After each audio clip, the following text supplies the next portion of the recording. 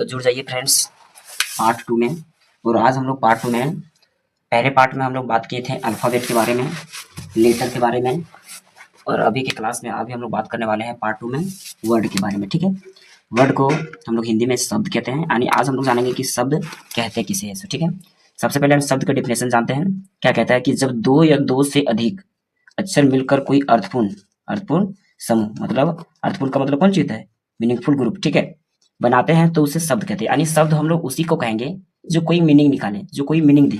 जैसे अगर आप लोगों से को पूछा जाए कि ओ डी बताओ, ये कोई मीनिंग है, ये कोई वर्ड है, नहीं है। क्यों? क्योंकि ये कोई मीनिंग नहीं दे रहा है, तो इसको हम लोग वर्ड नहीं कहेंगे। लेकिन अगर जब इसी को हम इस तरह से सजा करके लिखते हैं डी वो डू, तो डू का मतलब क्या होता है, करना होता है। यानी ये क्या दे रहा है, ये मीनिंग दे रहा है ना, तो इसको हम लोग वर्ड कहेंगे। लेकिन इसको हम लोग वर्ड नहीं कहेंगे। क्यों? क्योंकि ये जो है सो अर्थपूर्ण मीनिंग नहीं दे रहा है, मतलब मीनिंग नहीं दे रहा है, कुछ नहीं दे रहा है, तो इसको हम लोग वर्ड नहीं कहेंगे। जैसे अगर आप सबको पूछा जाए कि ई पी एन बताओ, ये जो है सो वर्ड है, नहीं है। क्यों? क्योंकि ये मीनिंग नहीं दे रहा है। लेकिन जब इसी को सजाया जाए P E N, pen, pen मतलब क्या हो गया, कलम, तो इसको हम लोग वर्ड कहेंगे, इसको हम लोग वर्ड नहीं कहेंगे। तो वर्ड आप लोगों को समझ में आ गया होगा। हमको उम्मीद है कि वर्ड आप लोगों को समझ में आ गया होगा। अब आगे चलते हैं। वोकेबलरी, वोकेबलरी को हिंदी में कहा जाता है शब्दावली। क्या कहा जाता है? शब्दावली। क्या बोलता है कि किसी भाषा में प्रयुक्त होने वाले सभी शब्दों के संग्रह को हम क्या कहते हैं, शब्दावली कहा जाता है। जैसे A double P L E, apple, apple mean सेब। जैसे B A N A, banana, banana means केला। T A B L E, table, table means table. तो ये सब जो रहते हैं इसको कहा जाता है शब्दावली। क्यों? क्योंकि ये जो है सो शब्दों के संग्रह है, यानी ग्रुप ऑफ वर्ड्स है, ठीक है। इसको हम लोग क्या कहते हैं, इसको हम लोग क्या कह सकते हैं, ये पूरे को हम लोग कह सकते हैं ग्रुप ऑफ वर्ड्स, मतलब शब्दों के संग्रह को हम लोग क्या कहते हैं, हम लोग उसको शब्दावली कहते हैं, ठीक है। अब आगे चलते हैं। अब बात किया जा रहा है सिलेबल के बारे में, ठीक है। सिलेबल किसे कहते हैं?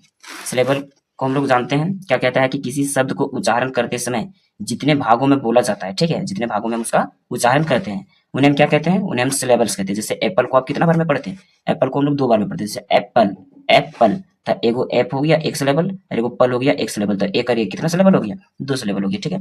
जिस तरह से बनाना को बनाना, बनाना 3 बार में पढ़ते हैं ना, तो एक सिलेबल, एक सिलेबल और एक सिलेबल, तो 1 2 3, तो कितना सिलेबल हो गया, 3 सिलेबल हो गया।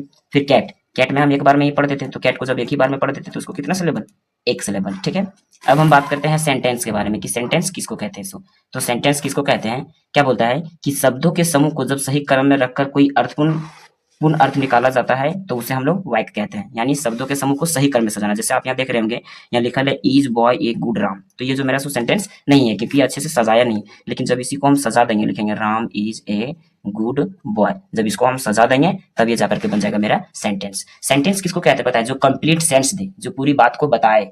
जैसे यहाँ लिखा हुआ है कि ईसा इट्स अ मैंगो, तो इसमें पूरी बात को बताया जा रहा है कि ईसा जो है सो क्या खाती है, आम खाती है। तो जिसमें पूरी बात को बताया जाए उसी को हम लोग क्या कहते हैं, उसी को हम लोग सेंटेंस कहते हैं। तो आज के वीडियो में हम लोग इतना जाना, फिर हम लोग पार्ट 3 में मिलते हैं। Thank you.